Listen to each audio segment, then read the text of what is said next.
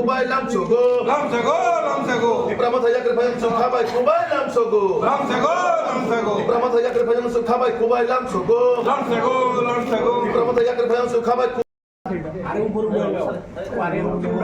এই লোগোটি জানো তো লোগোটি জানো তো না না ঠিক আছে তো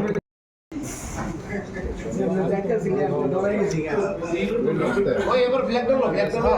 আর কেউ আছেন? না নাই আবার আবার বিন্দা বিন্দা একটু भारत माता की भारत माता की भारत माता की মানে ইনফ্লুয়েন্স হয়েছে বা নরেন্দ্র মোদী যেভাবে সারা দেশকে পরিচালনা করেছে বা আমাদের গৃহমন্ত্রী অমিত শাহজি আমাদের নতুন যে সারা ইন্ডিয়ার প্রেসিডেন্ট নীতিন নবীনজি এই নেতৃত্বে সারা পার করছে একমাত্র বিজেপি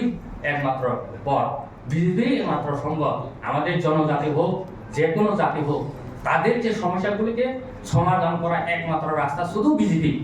কারণ সারা ইন্ডিয়াতে আপনারা দেখবেন কোনো পলিটিক্যাল পার্টি এরকম স্ট্রং মানে ডিটারমাইন্ড লিডারশিপ নরেন্দ্র মোদীর নেতৃত্বে যে ডিটারমাইন্ড লিডারশিপ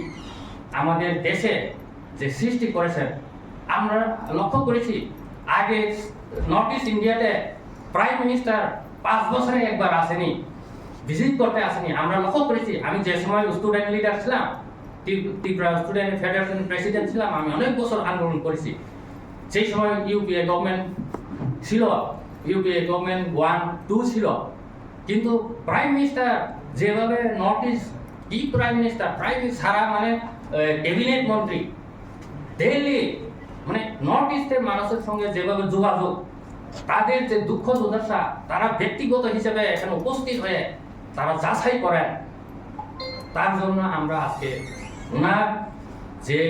পরিকল্পনা ওনার যে চিন্তাধারা তাকে আমরা সম্পূর্ণ বিশ্বাস এই রাজ্যের একমাত্র সম্ভব বিজেপি কারণ কেন্দ্রও বিজেপি রাজ্যও বিজেপি এডিসিতেও বিজেপি তাহলে তো আমাদের আরো সুবিধা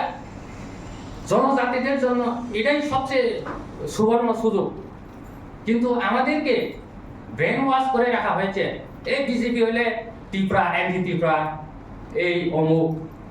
খারাপ মানে দালাল এইসব মানে আমাদেরকে আমাদের ছেলে যারা যুবক তাদেরকে ব্রেন ওয়াশ করে রাখা হয়েছে গ্রামের পাহাড়ের মধ্যে কিন্তু যারা পিপাসা নামে দফা নামে হাটাই দফা নামে তারা তো ইয়ে করছে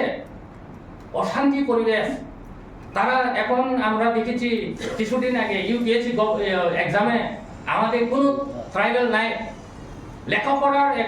একটা দিকে তারা রাজনৈতিক দিকে ছোট ছোট যারা লেখাপড়া করেন তাদেরকে এনকারেজ করছে ডার্টি পলিটিক্স করতে এটা আমাদের সমাজের জন্য সবচেয়ে ক্ষতিকারক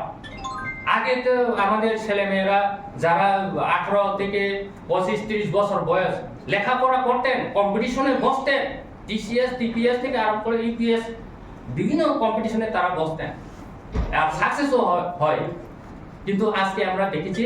এটা থেকে মানুষ এখন বেশি আগ্রহ যে কিভাবে রাজনৈতিক করা যায় কিভাবে এই নির্বাচনে কোনো না কোনো ক্ষেত্রে একটা প্রার্থী পেয়ে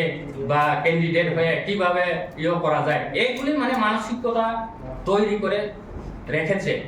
এটা আমাদের সবচেয়ে সমাজের পক্ষে ক্ষতিকারক কারণ ছেলেমেয়েরা এখন ভালো পড়াশোনা করে আগামী দিনে তাদের ভবিষ্যৎকে আরো সুন্দর করে গড়ে তোলা এই পরিবেশটা নষ্ট হয়ে গেছে তাই আজকে আমি এটাই বলবো বেশি কথা বলবো না যে আপনারা এখানে উপস্থিত হয়েছেন সবাই আমরা বিশ্বাস করি এই রাজ্যের একমাত্র আমাদের জনজাতিদের যে সমস্যাকে সমাধান করা একমাত্র আমাদের ভারতবর্ষের পপুলার প্রাইম মিনিস্টার আমাদের ভারতবর্ষের গৃহমন্ত্রী অমিত শাহজি আমাদের প্রদেশ যে বর্তমান popular chief minister doctor professor Manik Saha ji আমাদের যে প্রদেশ সভাপতি তথা সংসদ রাজীব ভট্টাচার্য মহাশয় এবং আমাদের ইউথ আইকন উনার নেতৃত্বে আমরা আগামী দিনে এডিসিতে অনেক কিছু ডেভেলপ হবো অনেক কিছু আমরা আশা রাখি